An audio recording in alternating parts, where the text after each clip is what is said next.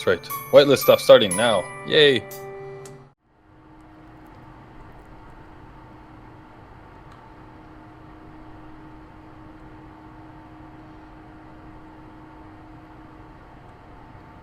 Okay, so somewhere around about there.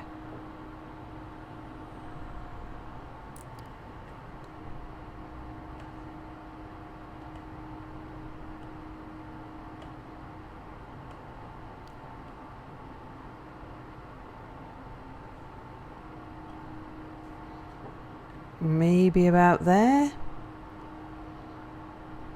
No, I had it. Parallax error. About there, I think. Right, let's go up a little.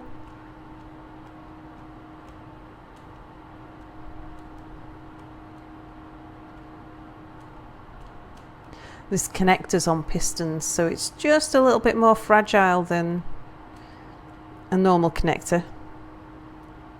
Which, when it's connecting to something that weighs almost 4 million tons, makes me worried a little.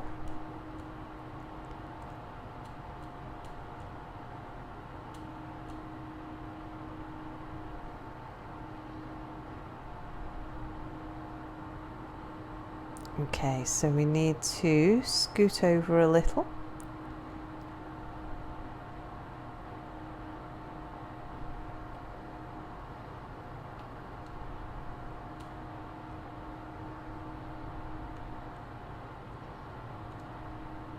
Oops. Let's see if it'll let me come back out of the ship. There we go.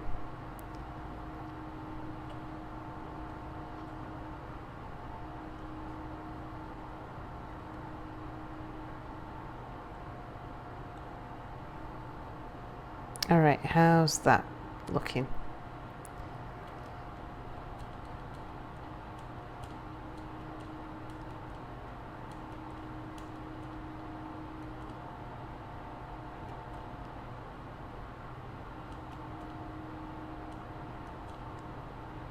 Alright, so I just nudged it there, so I need to go the other way.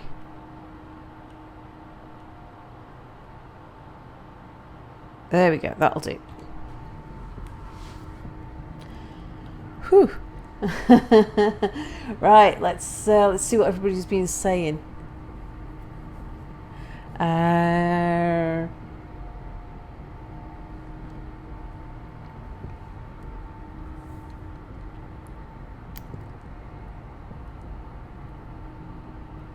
Oh yeah, my drills are on. Yep. And Deadlock says, if you, like I do, play Skyrim on whimsically easy settings, Dragon's not really a problem. You say that, but my first experience of dragons, the dragon itself might not have been a problem, but I ran screaming. I blame it on being a cat. Drills on all the way back. That must use some fuel here. Yeah, I forgot to switch my drills off. I'm gonna go for Jaculame Crunch Chocolate. Says hi. Hello. Potatoes Bird seems to be spending time nesting in her food dish again. She might be egging or at least trying to. Bless. Are pistons fixed yet? Pistons we've not been having problems with in multiplayer this time. We've been having all kinds of other random problems. Landing gears have been an issue, I seem to remember. And what do we do with bird eggs? We breed dragons. Right, I just need to check the inventory here and see what's going on. Make sure that the ship empties out a little. We'll drop off its cobalt.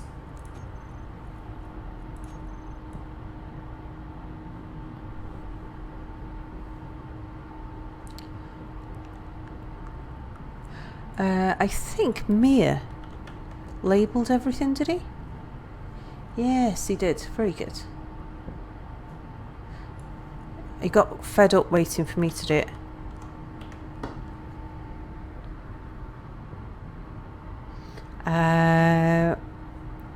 What was that? So Digestive Dunker said, I think Wasted Space had a point when he said that Keen get it right and make some improvements, and then a few patches later it seems to get worse.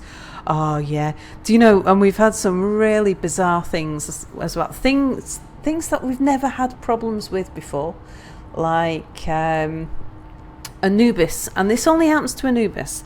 Every time Anubiz dies or logs in, he is yellow. He's the same colour as me.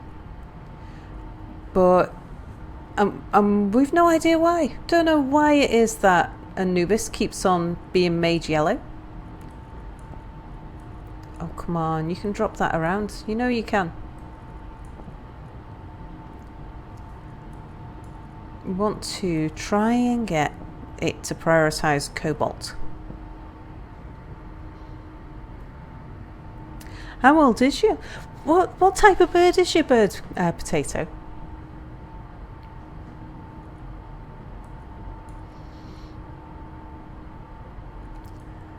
And why is that cargo? Oh no, it's the AH refinery that's not connected yet.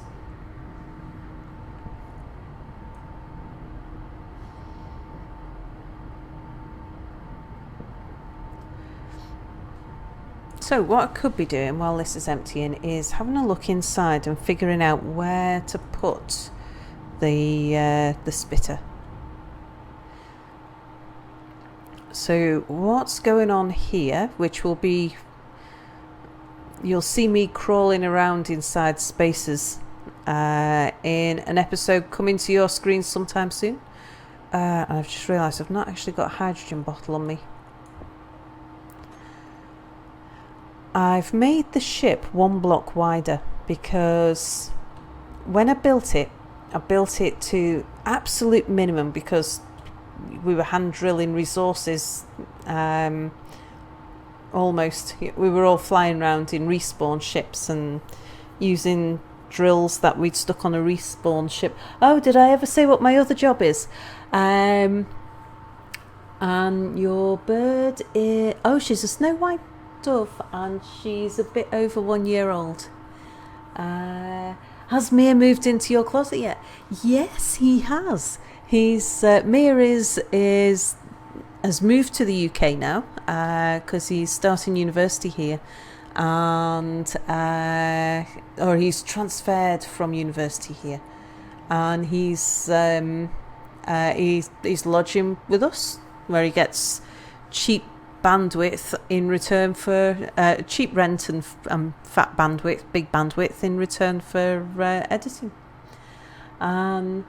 Yeah, I'm always a bit nervous about talking about my work, and it's not because I don't mind my YouTubing life knowing about my work, but I don't want my work knowing about my YouTubing life, especially the number of episodes where I talk about how I should be in the office, but I've told everybody that I'm at a meeting and that sort of thing. I've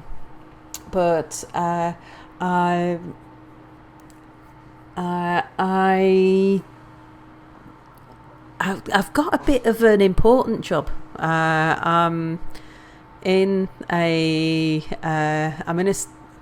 management role. It's pretty good. I get paid far too much money for what I do, but I'd never tell them that. And it's quite politically sensitive. So yeah, it's just a little bit nervous about talking about it. I'm occasionally in the public domain in my real world life and stuff, and so yeah it's it's a bit of a sensitive role. Oh, Digestive Dunker says, my bread and butter. Are you in a political position too? I mean, I'm not in a political position. I just have to deal with politics a lot. And politicians a lot. Tell them YouTube boost your... Now, what I've... oh, no, I'm not an MP. Oh, God, no. It's... I have absolutely no aspirations whatsoever for being a politician. I just have to handle politicians a lot. And I tell you what, oh God, that's what I should have played tonight. There's a game come out recently called Urban Empire, which I really, really like, and is as close as any game gets to my real job, which is it's a city planner building type game. It's like City Skylines, but everything that you want to do, you've got to get the politicians to agree to. And that's kind of like what my job is. It's kind of like everything that I want to do, I've got to get the politicians to agree to a certain amount, or I'm sorting out getting politicians agreeing to the things that need to be done, and that sort of thing. It's interesting. So, or not me, but I'm on a team of people who handle all that sort of stuff. But yeah, it's a fascinating job, and although I do wag off work to come play games with Boris and Anubiz and stuff, I end up having to make up the time at other times. Notoriously difficult. Yeah, I understand where they're coming from, because they live and die by what's written about them in the press. So politicians, I mean, I've met some really amazing politicians, real statesmen, people I've got a lot of respect for. I've met some real twats as well, but met some people I've got a lot of respect for, who are genuinely concerned about things other than themselves. But unless they put getting themselves voted back in first, then there's nothing. They're never in a position to be able to do anything. You as a politician, you have to put getting yourself voted in first. And the press seem to have more power than the politicians. And that's something that I am very, very sensitive to. For a while, I did a really interesting role where I was doing... I'm just trying to think what I can tell you about here. Contingency planning. I think I talked about this in one of the old VCD episodes with Anubiz. It's emergency planning. So how to... my particular thing was about how to evacuate a city. So in the event of a catastrophe... Cell talking non-PG is the best thing ever. Yeah, I behave myself so much more when Mia's sat next to me, because he gives me that look whenever I swear. Yeah. So I was doing a role where I was developing the plans so that if a city needed to be evacuated, which emergency services did what, who took, where you put people, how you got them out, how you commandeer the transport system to move people, and how you commandeer accommodation to move them to, and all that sort of thing.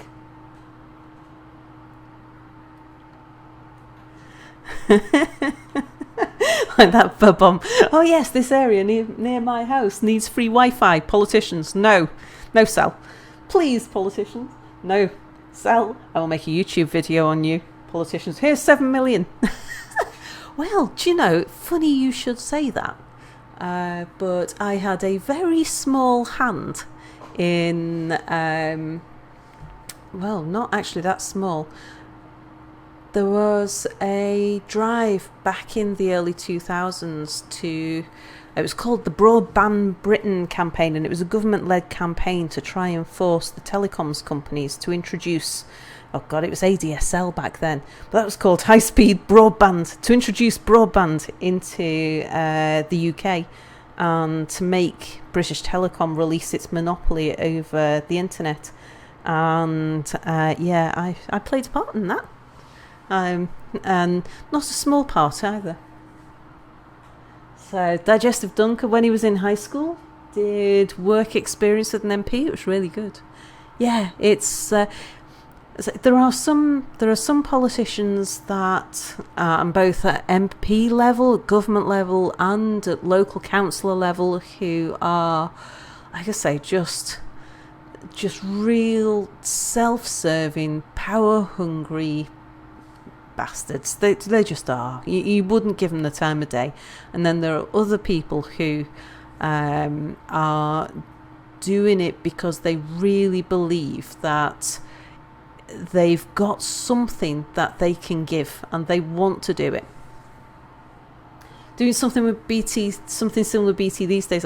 Yeah, BT plays has a game that they play where they've always got to try and they're always trying to be innovative and push technology forwards, and then they'll build themselves a monopoly market, and then the government and the regulators try to break that down and spread it out after a few years. But so I met a councillor who's completely batshit crazy. Yeah, you wonder who votes for them. Who votes for these people?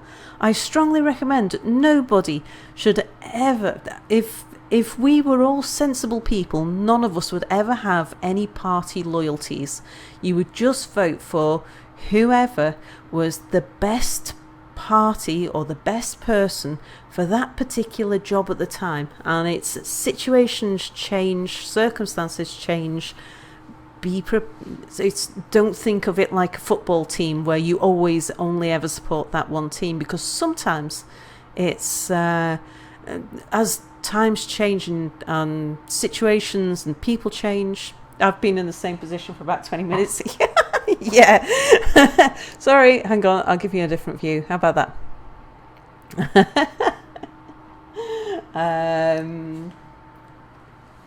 So how long have I worked in the job? I've been in my current job for about 2-3 years, but I've had related jobs with... I had a related position with the same company since 2011, and then it was sort of similar. I've been linked to the same organisation for, oh gosh, I think it was 2007 when I first got involved with them, but yeah, just lots of different jobs in lots of different organisation, because the organisation, you know, things have split and changed and stuff over time. This is what politicians do to you. Yeah, but the press. Did I go to Yeah, I studied mechanical engineering at university. That was my my degree. It was mechanical engineering was the core subject, and I did a specialism in robotics and another specialism in management, business and management, which was, I actually found the most interesting bit of the whole course. That, and bizarrely, was complex maths. I loved complex maths. When you get into complex numbers, oh, fascinating. But I'd gone to university after doing a job where I worked as a robot programmer. I used to design factories, factory layouts. God, I'm trying to remember the proper word for it now. Assembly lines. I used to design assembly lines, robotic assembly lines for car factories. but not for making the car bodies, not the sorts of like the arm-shaped robots. I did the assembly factories for round things, so like exhausts and shock absorbers, and they tend to be square robots, called Cartesian robots, rather than the arm-shaped robots.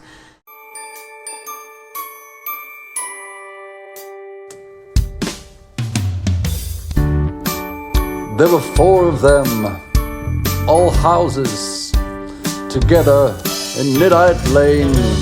Together lived Boris and Anubiz. Anubiz was always sorry about something. Next door came Minty and Nordic, and Minty really annoyed Nordic by calling him a beast all the time. And the next house was noisy, 'cause Apple and Melon always had domestics. But it was the 4th house that the police were interested in, because Power Suit Sal kept Mir in the closet. They all lived together in Nidd Lane, a colourful place to be. They all lived together in Nidd Lane, although together is a little bit subjective. At Boris's and Anubiz's, there was a man who could be sometimes mistaken for a hobo smelling of alcohol trying to climb the walls. But it's okay, 'cause it was Anubiz's Canadian cousin, drunk Spider-Man, and a little Santa's helper could be seen going house to house. It appeared when someone got tired of almond, they'd just hand them on to the next surrogate parents. They all lived together in Nidd Lane, a colourful place to be. They all lived together in Nidd Lane, although together is a little bit subjective. It seems they pissed off the neighbours, something to do with the Peel P50 dragon children, but that's just Boris. No one questions him, 'cause that's what happens in Nidd Lane.